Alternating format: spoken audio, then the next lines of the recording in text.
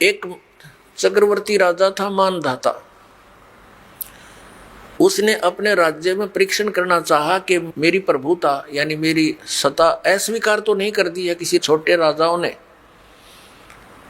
उसके लिए उसने एक अश्वमेध यज्ञ के लिए घोड़ा छोड़ दिया और उसके ऊपर एक पंपलेट लिख दिया, एक इस्तार लगा दिया कि जिस भी राजा ने मानधाता चक्रवर्ती राजा की पराधीनता स्वीकार ना हो, घोड़े को पकड़ के अपने बांध ले और युद्ध के लिए तैयार हो जा। राजा के पास 72 करोड़ सेना है, 72 अक्षौणी। सीधे वैसे सिंपल से शब्दों में 72 करोड़ समझा दे। अक्षौणी तो आप समझोगे नहीं, इसमें काफ़ी अलग अलग कैटेगरीज होती हैं। एक अक्षौणी में कितने रथ, कितने घुड़सवार, कितने सैनिक, कितने पैदल, ये अलग अलग होते हैं। एक सिंपल से वे से समझाना चाहते। तो किसी ने उस घोड़े को नहीं पकड़ा क्योंकि 72 करोड़ सेना लिख रखी। तो वो घूम फिर के वापस आ रहे थे, ऋषि की कुटिया के पास से ही गुजरे थे, वापस भी वहीं से आगमन था। ऋषि ने देखा कि एक घोड़े पर कोई भी व्यक्ति नहीं बैठा है।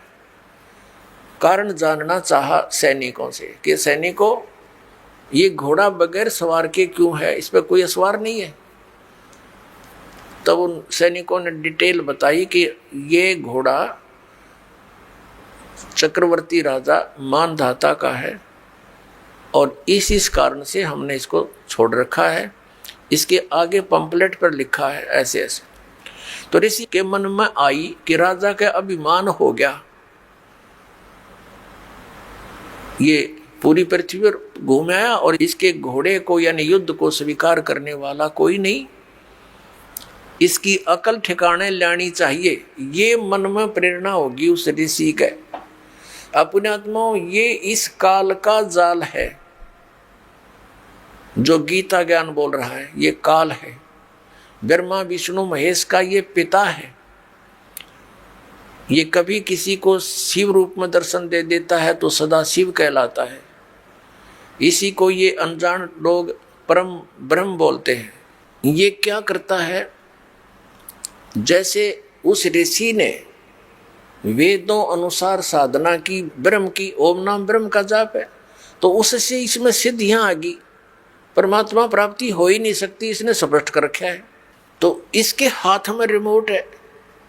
वहां ऋषि में प्रेरणा कर दी काल ने कि इसकी अकल ठिकाने लानी चाहिए, इसमें अभिमान गढ़ा हो गया। तो ऋषि ने कहा सैनिकों से कि सैनिकों, भाई मैंने तुम्हारे राजा का युद्ध स्वीकार कर लिया। अब सैनिक कहने लगे, रे कंगाल, तेरे दाने खाने को नहीं और तू युद्ध करेगा मानधाता चक्रवर्ती राजा के साथ? तेरी क्यों सामत आई है? अपनी रट ले राम, और कोई दिन सांस लेने तने। अब वो कहने लगा ऋषि के, भाई मेरे भाग में ऐसा ही लिखा है और मैंने ये युद्ध स्वीकार कर लिया। घोड़ा पकड़ लिया और बांध दिया वृक्ष के जिसका कुटिया छाई थी। अब सैनिक गए राजा के पास, नमक मिर्च लगाया कि आज एक व्यक्ति की हिम्मत बनी है आपके घोड़े को पकड़ने की, कल को दूसरा मुंह उठाएगा राजन, इसका बुराई का शुरुआत में ही एंड कर देना चाहिए। तो राजा ने भेज दी अपनी 72 अक्षौणी सेना की, 72 करोड़ सेना की 4 विभाग कर दिए, 4 टुकड़ी बना दी। प्रथम टुकड़ी भेज दी एक चुनक ऋषि को मारने के लिए। उधर से ऋषि ने जो सारे जीवन में डले डोए थे, ओम नाम का जाप और हठियो किया था, ब्रह्म साधना की थी, उससे उसने अपनी सिद्धियों से 4 पुतली बना दी। पुतली संत भाषा में पुतली और अंग्रेजी भाषा में एटम बम। वचन की जो शक्ति है, इन परमाणु परमाणु का इसका आगे कोई अस्तित्व नहीं है। परमाणु बम वगैरह कोई भी, तो ये अध्यात्म शक्ति बहुत प्रबल है। तो 4 एटम बम बढ़ा दिए, एक पुतली छोड़ दी और उसने बहुत रूप धारण कर लिए और मानधाता चक्रवर्ती के 18 करोड़ सेना का कत्लेआम कर दिया। राजा ने दूसरी टुकड़ी भेज दी, ऋषि ने दूसरी एटम बम छोड़ दिया।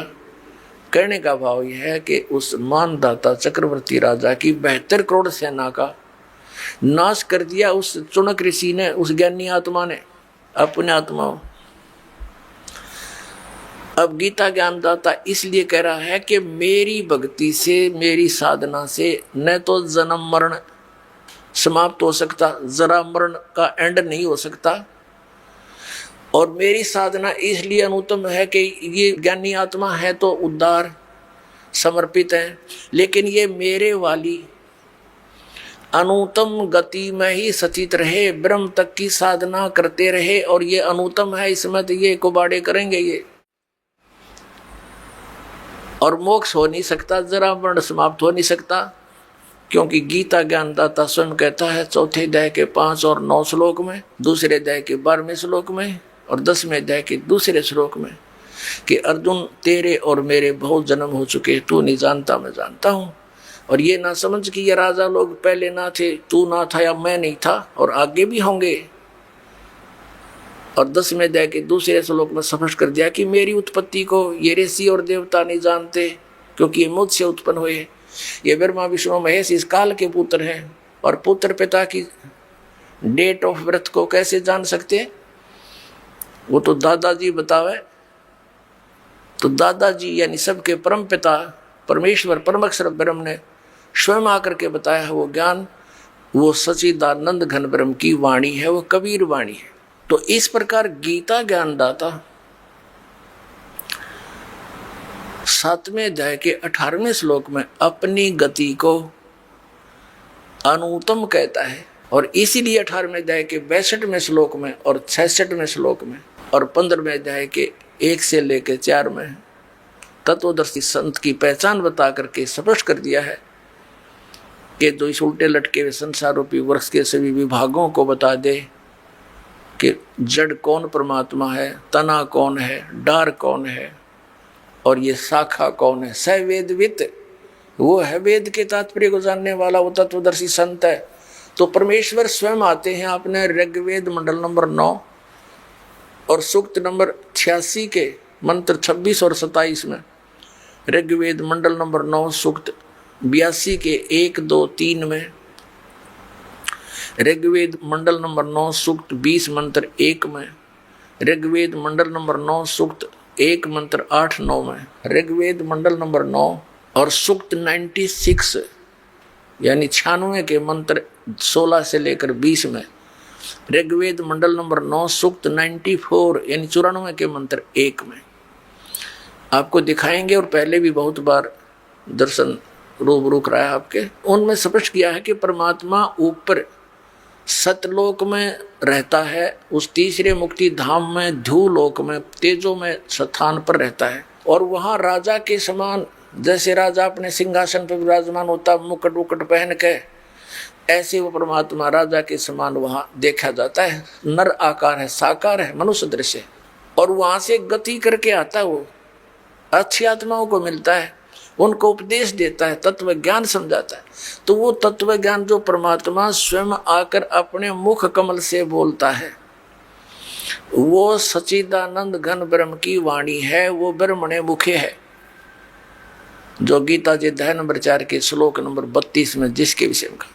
तो वो परमेश्वर आकर ही अपने यथार्थ ज्ञान को स्वयं ही बताता है।